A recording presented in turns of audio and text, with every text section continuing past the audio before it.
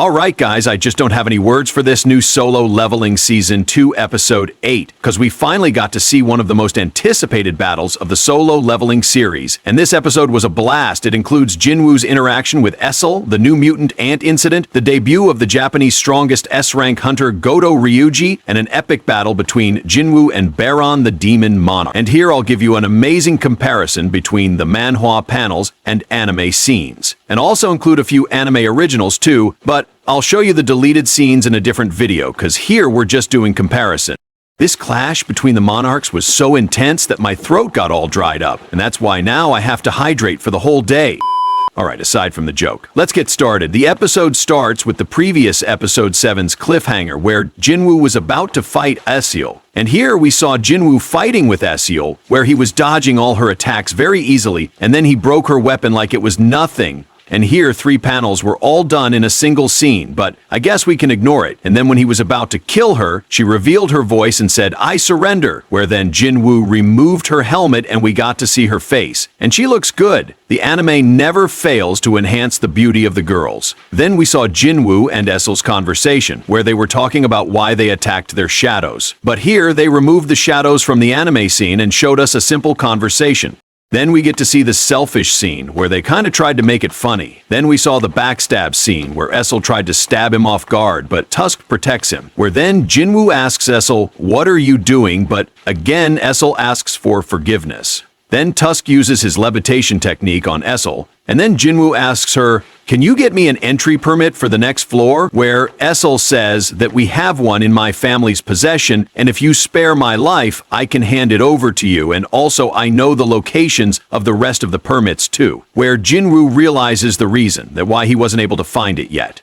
Then Jinwoo says that it's a tempting offer, and then he leans towards her face, which makes her blush. But then he asks her, "That can I really trust you?" Where then, in a terrified state, Essel replies, "Of course, I'm not lying to you." Where then Jinwoo spared her life and said, "As long as I can get the permit, I won't lay a hand on you." And then he also asks her, "Who are you guys?" And then the scene switches, and we get to see a giant mutant ant killing and eating humans, where after that it flies away. And then we get back to Demon Castle, where Essel introduced herself to Jinwoo, because he asked who you guys are, but Jinwoo said, "That's not what I'm asking, and think about how I can get my answers from a monster." And then he asks Essel, "Do you hear a voice inside your head telling you to kill humans?" Where she replies, "No, but we do hear a different command," where it says, "to protect the place we're in." And then Jinwoo asks, "Since when are you hearing these voices?" Where she says, "Since we got summoned here," which totally shocks Jinwoo. Where then he quickly asks, "Where were you before this?" Where he got to know that they belong from the demon realm. But one day when they came back to their senses, they found themselves here.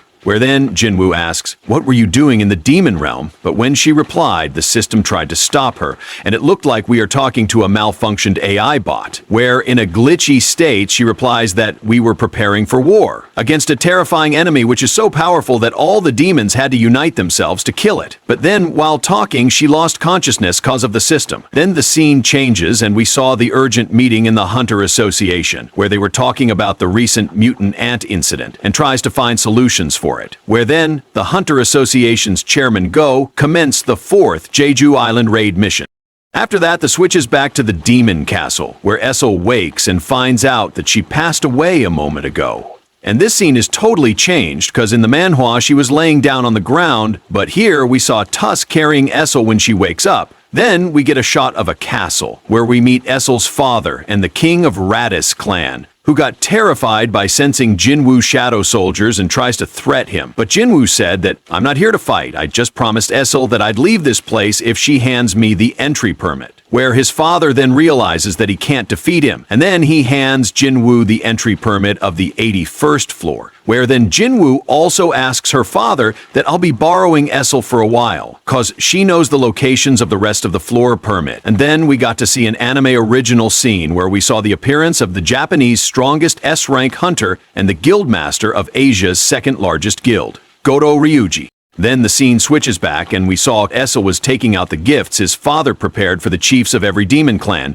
But Jinwoo said that it won't be necessary, just wait here. And also, I'll make the Radis clan the #1. Where then Essel asks him, "Why did you spare our family?" Where Jinwoo replies, "Because I like you." which made her blush, while Jinwoo was still unaware of Riz and was thinking that, why does it seem like I get along with airhead people a lot? Where after that he tells Essel to go back to her father because he promised him for her safety, but she decides to go along with him because she wants to see what he can achieve. Then we saw some scenes of Jinwoo, Tank, and Igris eliminating the demons and clearing out the floors, and the scene changes and we got to see another anime original scene, where we saw Choi and Cha-hae having a conversation on the received info of the 4th Jeju Island raid mission, where every S-rank hunter of South Korea will participate in this raid, and we got to know that the hunters from Japan will take part in it as well.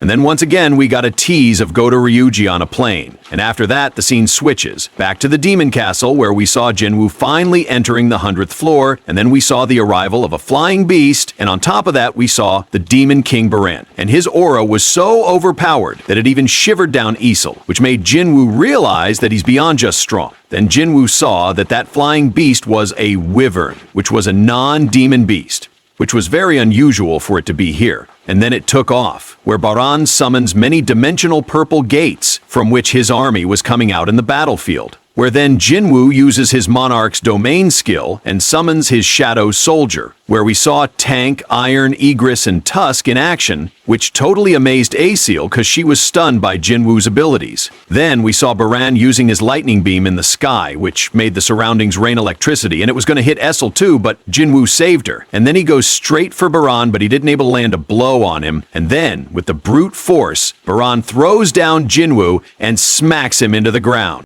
He then attacks Jinwoo with Lightning Beam where Dodges is and uses Tusk to distract him, where Tusk uses his fire breathing, and with Yu's Orb of Avarice he overpowered his attack. And taking the opportunity, Jinwoo uses Egris to cut the wyvern head off. But in the manhwa, nothing like that happens. Well, now that's something unique, or I should say a brutal change they got for us here.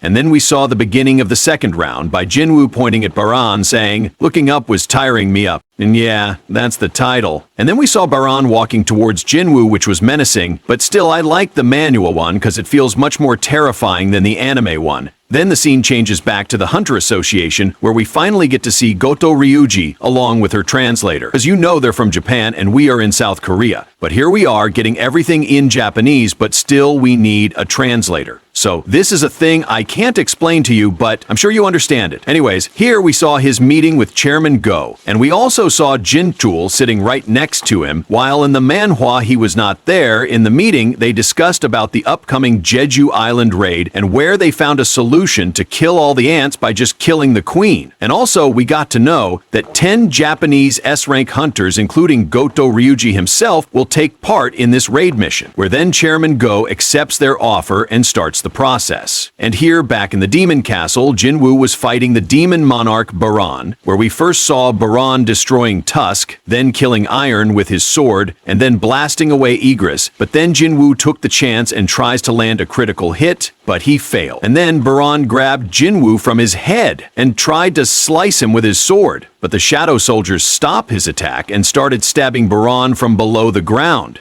But then Baran uses a strong shockwave which blasted away Jinwoo and set him free. And then we saw Baran using a new weapon, which were a pair of daggers, and he was ready for a third round, where then they started fighting, but they added rain in this scene, while in manhwa there's nothing like this in it at all. And then we get to see an amazing battle between Jinwoo and Baran, and that was insane. And without a doubt, it was the best episode of the entire anime series. Well, at least for now, until Jeju Island arc starts. Then, back in battle, Jinwoo loses his grip from his daggers and gets attacked by Baran with the brute force. And then he was about to attack Jinwoo with his lightning beam once again. But then Essel took the step and threw her weapon at him, which distracted him. And then Jinwoo took the chance and used his strength stats and ruler's authority skill and ripped off both of his arms. He then delivers a powerful punch to his jaw with all his strength, and the force of it was so immense that it causes his head to explode, killing him instantly. And that impact clears out the whole sky, and it was an anime original scene, which makes this look much more awesome. And then Jinwoo tells Essel to go back to her father and tell him that the Radis family is now the #1 clan. where in Happiness and Tears she said that the name of my clan is Radaru. And the episode ended, and with this episode we finally finished the entire Demon Castle arc. Successfully, however. We're still left to see the aftermath of this battle, which we'll see in the next week's episode. And the next episode is titled with It Was All Worth It, which will include Jinwoo curing his mother and the arrival of the Japanese S-rank hunters, and we'll also get to see their training session. I'll cover more of it in the next video. And for this episode, I had no words cause I can't explain my excitement here.